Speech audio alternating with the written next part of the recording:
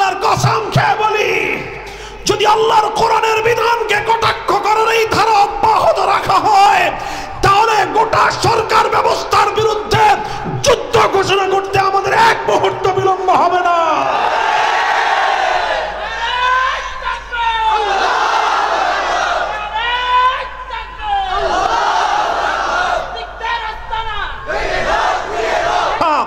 সারা পৃথিবীতে সমগ্র জাতিগুলো নারী অধিকার নিয়ে ছিনিমিনি খেলেছে, নারীদেরকে আল্লাহ প্রদত্ত অধিকার থেকে বঞ্চিত করেছে, নারীদেরকে চরম অপমান অমর্যাদা করেছে।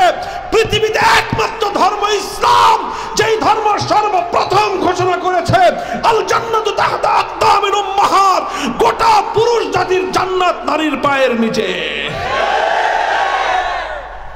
চ্যালেঞ্জ করে বললাম, আমার নবী বিশ্ব নবী মুহাম্মদ আরবি সাল্লাল্লাহু আলাইহি ওয়াসাল্লাম যেই ঘোষণা দিয়েছেন, পৃথিবীর অন্য কোন ধর্ম প্রণেতা, অন্য কোন আদর্শের মধ্যে নারীকে এত উচ্চ মর্যাদা প্রদান করা হয় নাই। বলা হয় নাই যে নারীর পায়ের নিচে, কারো পায়ের নিচে অন্য কারো বেহেশতের কথা বলা হয় নাই। একমাত্র বলা হয়েছে মায়ের পায়ের নিচে সন্তানের বেহেশত। মুহতারাম হাজিরিন, অসংখ্য অগণিত বিধান কোরআনে কারীমের মধ্যে আল্লাহ পাক রব্বুল আলামিন স্বয়ং নিজে উল্লেখ করেছেন। ওয়াইদা বুশিরা আহাদুহুম বিল উনসা যাল্লা ওয়াজহুহু মুসওয়াদ্দান ওয়া হুয়া কাযীম ইয়াতাওয়ারা মিনাল কওম। আপনারা জানেন কিনা, ইতিমধ্যে পত্রপত্রিকায় মিডিয়ায় চলে এসেছে গত ৩-৪ দিন আগে। এখন তো বর্তমানে বাংলাদেশে একটা সংস্কারের আবহাওয়া চলতেছে, সবকিছু সংস্কার, সংবিধান সংস্কার, শ্রমনীতি সংস্কার, রাজনীতি সংস্কার, নারী অধিকার সংস্কার। ৬টা সংস্কার কমিশন গঠন করেছিল। ৬টা সংস্কার কমিশনের মধ্যে একটা কমিশন ছিল নারী বিষয়ক সংস্কার কমিশন। সেই নারী বিষয়ক সংস্কার কমিশনের মধ্যে যেই কয়টা মহিলা দেওয়া হয়েছে, কি বলবো, বললে তো এটাই বলতে হয় যে এগুলি একটাও আসল মহিলা না, পুরুষও না। পুরুষ তো রাখা হয়নি একটাও, একজনও পুরুষ নাই। মহিলাদের অধিকার বিষয়ক একটা কমিশন গঠন করা হয়েছে। আচ্ছা, পুরুষদেরও তো কিছু মতামত থাকতে পারে, কোন একজন পুরুষ রাখা হয় নাই। পুরুষ রাখা হয় নাই, যা রাখা হয়েছে এগুলি একটাও মহিলাও না। এখন বাকি কি হইতে পারে আপনারা বুঝে নিয়েন। এই হলো অবস্থা। তারা মিলে একটা মন্তব্য করেছে, সেই মন্তব্যটা আজ পর্যন্ত বাংলাদেশে কোন স্বৈরাচারী, কোন ফ্যাসিবাদী আমলে এত বড় জঘন্য মন্তব্য করার দুঃসাহস কেউ দেখায় নাই। মন্তব্য করেছে, কথাটা লিখেছে কি, যে বাংলাদেশে ধর্মীয় উত্তরাধিকার আইন এবং পারিবারিক আইনের কারণে নারীরা ব্যাপকভাবে বৈষম্যের শিকার হয়। নাউযুবিল্লাহি মিন যালিক।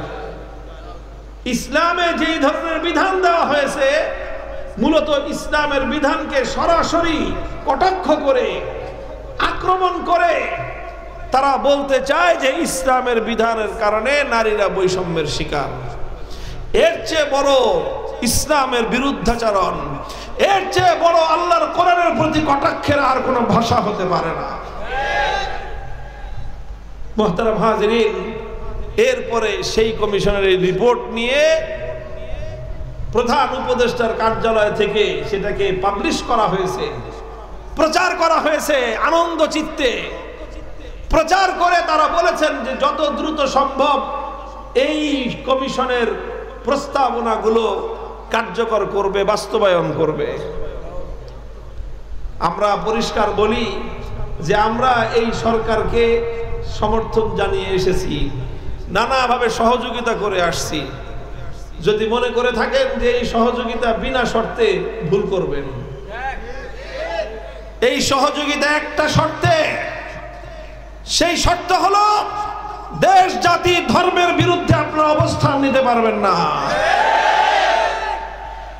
আল্লাহর কসম খেয়ে বলি, যদি আল্লাহর কোরআনের বিধানকে কটাক্ষ করার এই ধারা অব্যাহত রাখা হয়, তাহলে গোটা সরকার ব্যবস্থার বিরুদ্ধে যুদ্ধ ঘোষণা করতে আমাদের এক মুহূর্ত বিলম্ব হবে না।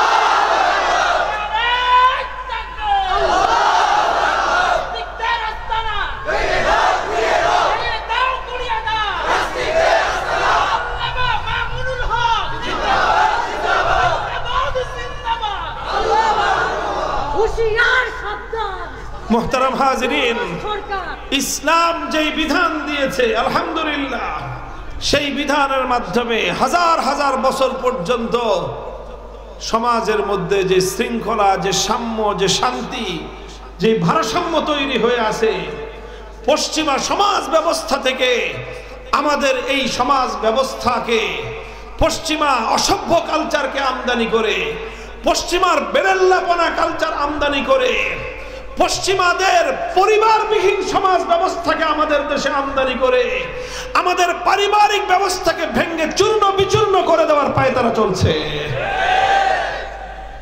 আমাদের সমাজ ব্যবস্থা, ইসলাম যে সমাজ দিয়েছে, সেই সমাজে একজন নারী, একজন মহিলা, তার জীবনের 3টা স্তর।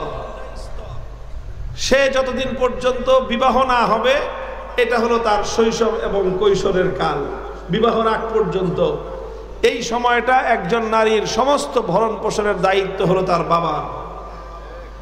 একজন পুরুষের কিন্তু দায়িত্ব তার বাবার উপরে না। বাবা যে খাওয়ায়, এটা মাগনা, এমনি দয়া করে খাওয়ায়। ছেলে যখন সাবালক হয়ে যায়, বাপ যদি কয় যে তুই বাজারে গিয়ে চাকরি করে খা, বলার কিছু নাই, বাবা বলতে পারে, অধিকার আছে। খাওয়ায় যে এটা ফাও খাওয়ায়, বাপ দয়া করে খাওয়ায়। কিন্তু মেয়েদেরকে বাপ চাইলেই বলতে পারবে না যে তুমি কামাই করে খাও। একটা মেয়ে বিবাহে না করা পর্যন্ত, যতক্ষণ পর্যন্ত সে স্বাবলম্বী না হচ্ছে, ভিন্ন বিকল্প ব্যবস্থা না হচ্ছে, ততদিন পর্যন্ত এই মেয়েটার ভরণ পোষণের দায়িত্ব তার বাবার উপর। এরপরে যখন বিয়ে হয়ে গেল, কবুল বলার সাথে সাথে, বিয়ে তো হয় 2 জনের, নারী আর পুরুষের, সুবিধাও 2 জনের, সব ধরনের ফ্যাসিলিটি 2 জনের, কিন্তু খরচ সব পুরুষের। 100% খরচ কার? পুরুষের। বিবাহের সাথে সংশ্লিষ্ট যত রকম খরচ সব ইসলাম কার দায়িত্বে দিয়েছে? পুরুষের দায়িত্বে দিয়েছে। ইসলাম বলেছে পুরুষরা দেনমোহর দিবে, মেয়েরা দেনমোহর পাবে। ইসলাম বলেছে বিবাহের সময় ওলিমা পুরুষের দায়িত্ব, বিবাহের আপ্যায়ন করা পুরুষের দায়িত্ব, মেয়ে পক্ষের আপ্যায়ন করার কোনো দায়িত্ব নাই। 3 নম্বর হলো বিয়ের পর থেকে যে থাকার ব্যবস্থা করা, ঘর দিবে স্বামী তার স্ত্রীর জন্য, এমন একটা ঘর দিবে যেই ঘরে স্ত্রী তার সমস্ত নিজস্ব স্বাধীনভাবে বসবাস করবে। স্বামীকে তার স্ত্রীর জন্য কাপড়ের ব্যবস্থা করতে হবে, খাবারের ব্যবস্থা করতে হবে, চিকিৎসার ব্যবস্থা করতে হবে। যত বিল সব পুরুষ দিবে, চাই সেই পুরুষ বড় লোক হোক, গরিব লোক হোক, সে দিনমজুর হোক, রিক্সা চালক হোক, তার স্ত্রীর ভরণ পোষণের দায়িত্ব স্বামীর। স্ত্রী যদি কোটিপতিও হয়, স্বামী যদি দিনমজুরও হয়, তবুও স্বামীর কাছ থেকে স্ত্রী ভরণ পোষণ পাবে।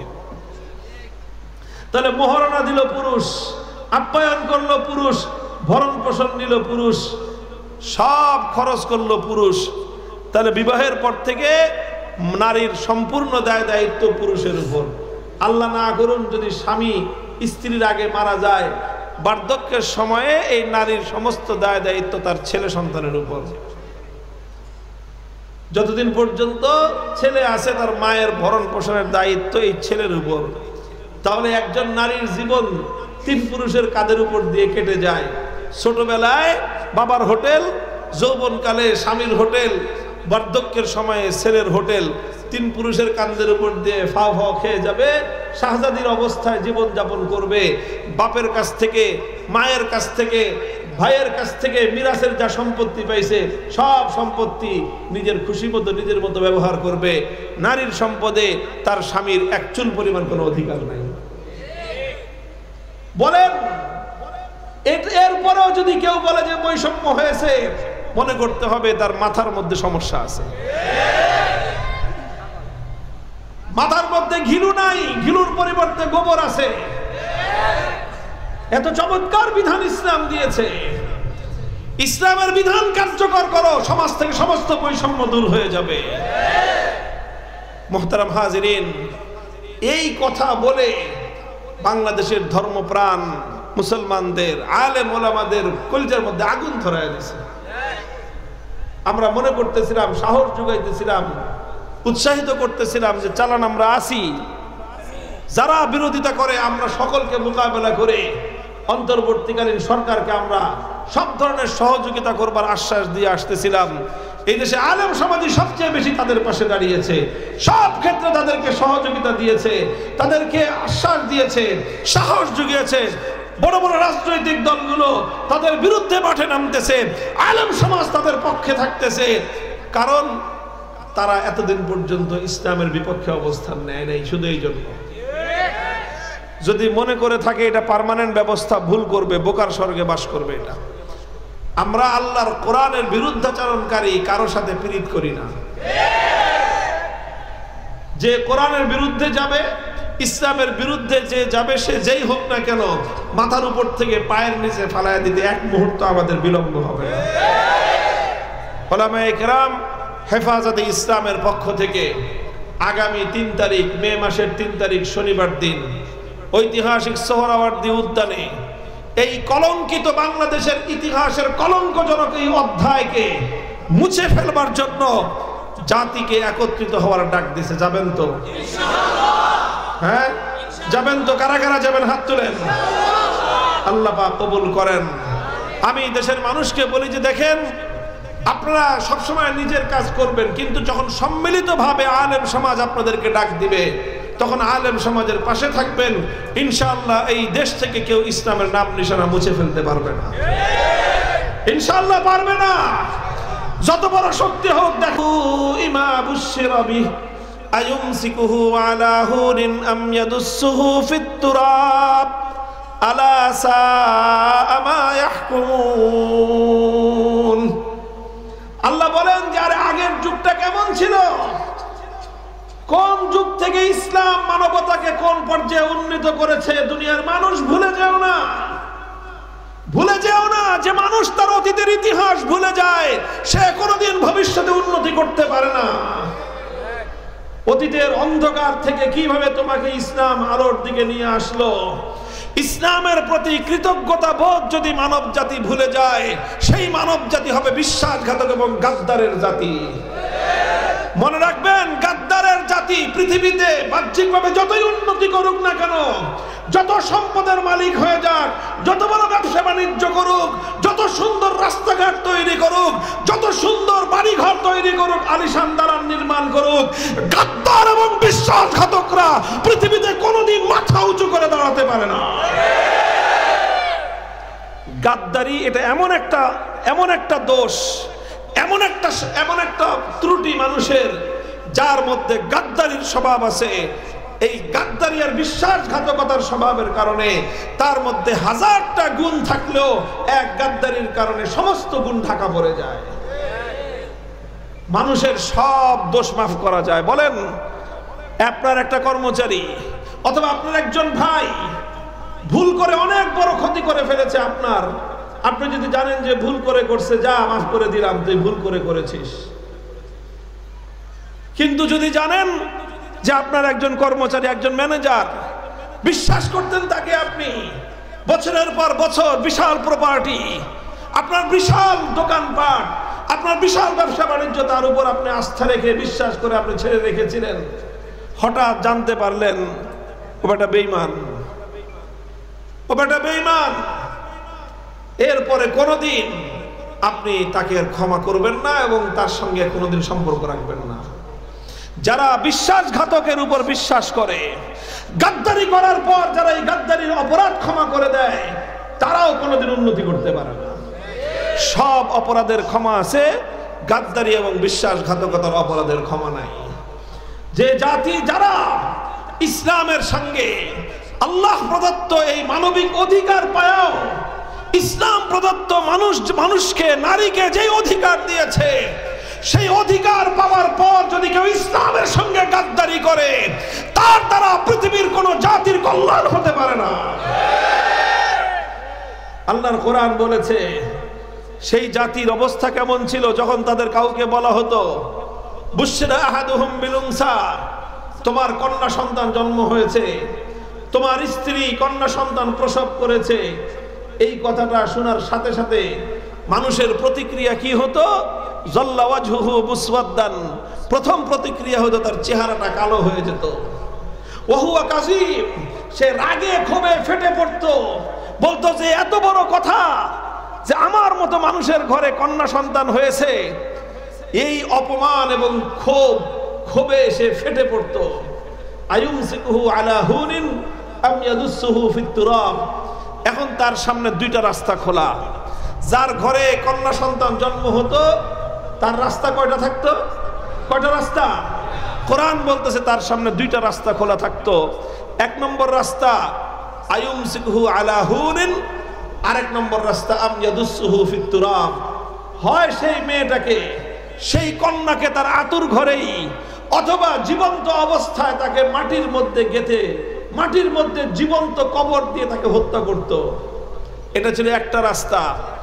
আর একটা রাস্তা হলো যে না, কোনোভাবে যদি এই কন্যাকে হত্যা না করত তাহলে তাকে সারা জীবনের জন্য সমাজে মাথা নত করে চলতে হইতো।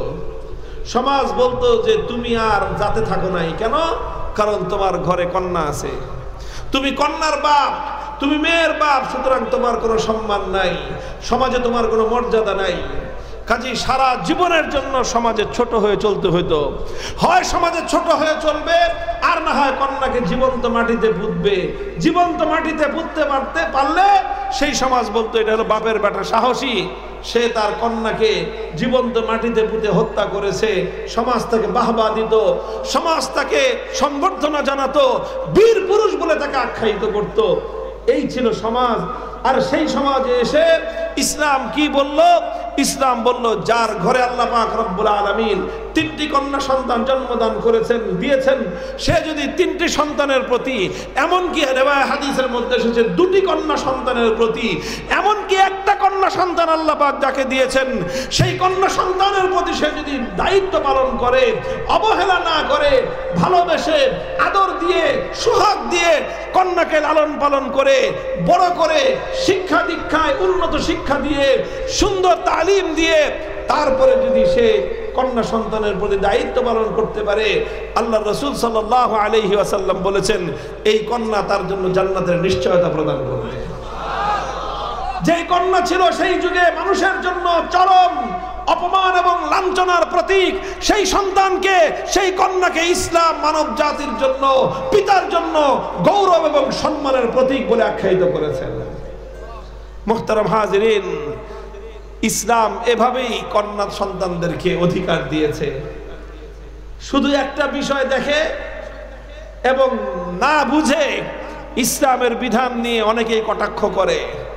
উত্তরাধিকারের বিধান, উত্তরাধিকারের বিধানের ক্ষেত্রে একটা বিষয় আছে যে বাবা মায়ের সম্পদের মধ্যে সন্তানরা যখন অধিকার পায়, সেই অধিকার পাওয়ার ক্ষেত্রে পিতামাতার সম্পদের ভাগ পাওয়ার ক্ষেত্রে, পিতামাতার সন্তান সম্পদে উত্তরাধিকার মিরাজ পাওয়ার ক্ষেত্রে ভাই আর বোনের মধ্যে একটু পার্থক্য হয়, ছেলে মেয়ের মধ্যে পার্থক্য হয়।